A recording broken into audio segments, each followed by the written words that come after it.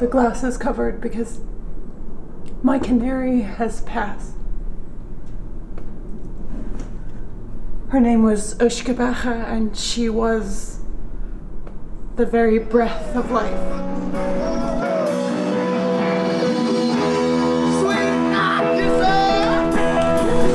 But enough about Ushka.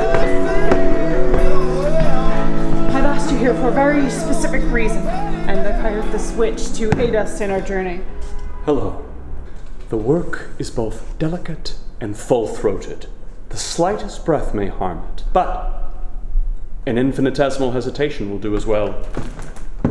Thank you for being with me. My name is Aine Luna. I'm a professor of botany at Princeton University. You see, I've been diagnosed by some of the best doctors that Princeton has to offer, as well as some still in their studies, that are nonetheless great minds, with a sickness.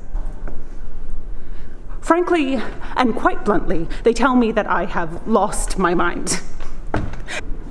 We may inherit a series of gestures, first through observation and then mimicry. Anyway, that's how I explain family members having similar personality traits, emotional responses, emotional outbursts, feats of strength and fury. We may inherit these through the blood, through a kind of inherited muscle memory. But for generations, my family members have been locked away and restrained for their inability to conform to society's restrictions. I would like you to ruminate on that, please. Please think about what madness even is. Maurice? Yes, my lord. Thank you, Maurice. Yes, my lord. Shall we ruminate then upon the dead? Or more specifically, my dead and pre-living women and men of the Luna family. Those of us who have been locked away and restrained for generations, for visions, feats of strength and guile, strategic ambush. Remember that as you ruminate upon my dead. Now, for some practical matters, you love it, don't you, spiders? You love your practical matters. Well, eat it up. Note that there are several rooms attached here to this entryway, each one a portal into the mind of a ghost. These would be, i.e., the thoughts, events, scenarios that the dead person ruminated on most in life.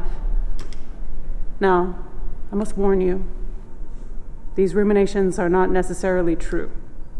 They could be an imagined argument, one half of a very meaningful conversation, an internal monologue. They're not necessarily true or real, but they are how the person remembered them, ruminated upon them. It's their perspective, their ruminations.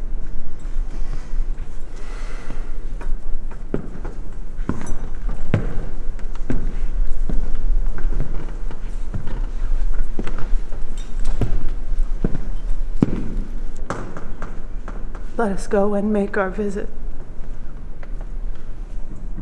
Please, visit these ruminations as you wish. Have courtesy for the damned.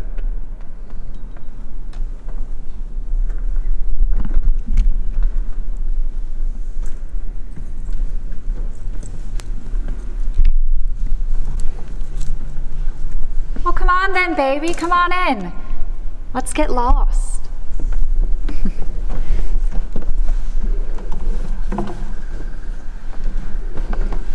You know, we haven't taken a drive like this since we must have been 10 or 11 years old. Remember, I took you both out of school for the day. I said, let's get lost. Anyone thought you won the Grand Prix? Is that the time that we drove all the way upstate to that fruit stand on the side of the road, remember? Baby, please, talk to me. Talk to someone.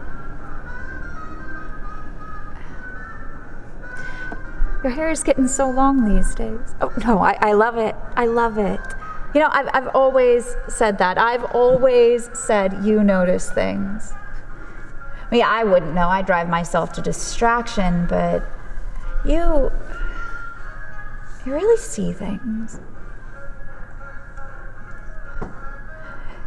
Your eyes are so full. You know what I mean? I mean, they've always been so full, but lately they look like they're ready to spill over at any given moment, and I'm worried. I'm worried about you, darling.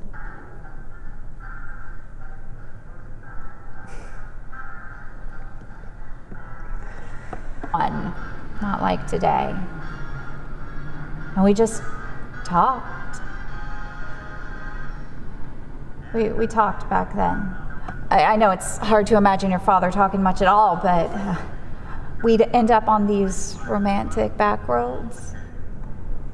And he'd tell me stories about his childhood sometimes, about everything.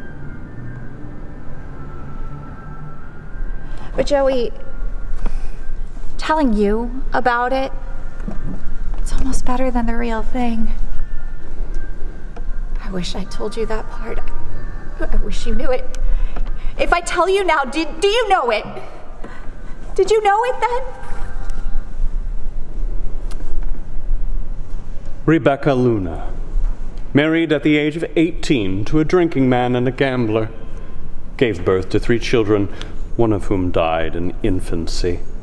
Her eldest surviving son, Joseph, ended his own life on his 18th birthday by driving off of a high ledge. Driven to distraction with grief and longing, she was hospitalized in 1942 and permanently institutionalized by her husband in 1945.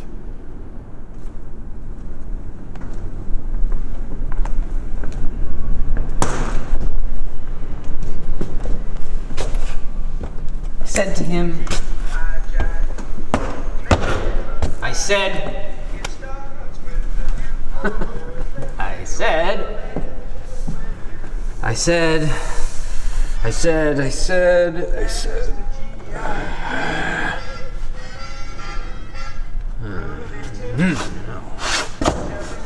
It was the fucking La Luna, it was the fucking polka. Oh God, oh God! Fuck! You fucking idiot!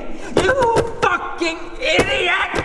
You fucking idiot! You fucking idiot! I just wanna fucking fight myself! I just wanna fucking fight myself! I just wanna fucking fight myself! God.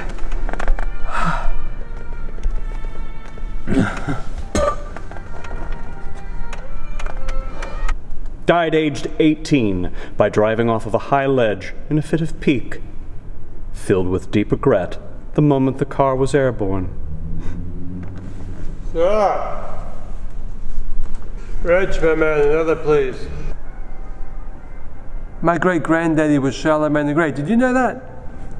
Don't yes sir me, Reg. It's true. My great-granddaddy was Charlemagne.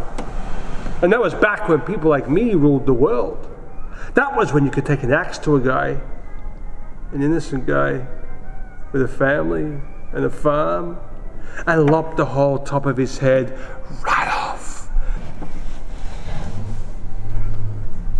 The Axeman of New Orleans.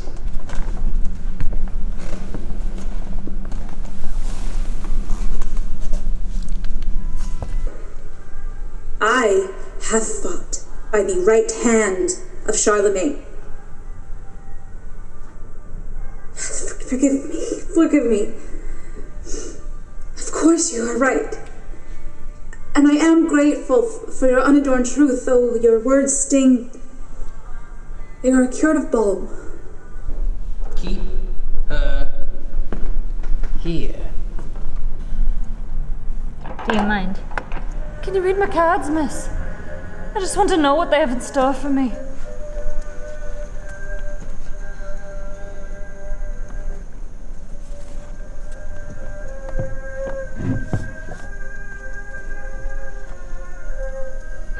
Your hands are shaking, love. You bastards! You pay! You all pay! If not in this life, then in the next. I must believe that! I must believe that! Well, anyway, back in the day, you took what you wanted, you know? You did what you liked. And when the law got in your way, you fought the law. Get it, mister? Oh, Christ on a cracker. Charlemagne talks to God. But I smashed a few bottles in a bathing dress and you're gonna put me away? I don't think so! Sophie, I'm grateful to you. You needn't be. He overcame me like a master with a horse, and I followed him.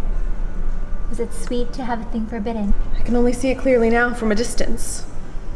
Is it that... Have you known a quiet desire? I have, yes. If that was ironical. No. Asked in good faith. I can be honest with you, can't I? Yes.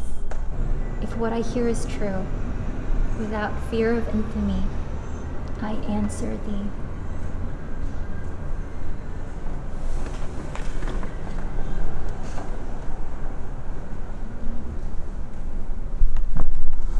Hello. I'll tell you my memory. You wouldn't understand it otherwise. I first realized I was dead when I was already lying down. I only felt right in the casket. Only ever wanted my shroud. I demanded Lydia and the girls clean my body and dress me. Place me in a casket on ice in the parlor. They did so, but were miserable and discomfited by my lying there day in and out. I did not feel I should eat or drink. I felt no need of any nourishment but rest. Eternal rest. It felt right. It felt right. Why shouldn't it? And now I am not happy, but I am satisfied. And quiet. At the bottom of the sea of death. Lee Doherty developed as yet undiscovered Cotard's syndrome and came to believe he was a corpse, ultimately starved to death after the neglect of his long-suffering family.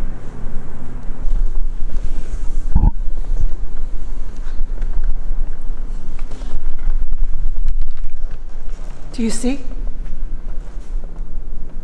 Do you see? Lives eclipsed by the world. Just a complete excess of love or life or spirit glowing there in the dark like the bright blue moon. Not mad, not any madder than you or I, but spirited and alive and in pain. Oh dear, yes. Excruciating pain, all their lives. Maurice? Yes, my lord. See these people out. If they do not see, they will not see. Yes, my lord. Exit this way, quietly, please. Do not share breath, or you will be followed. Exit this way, this way.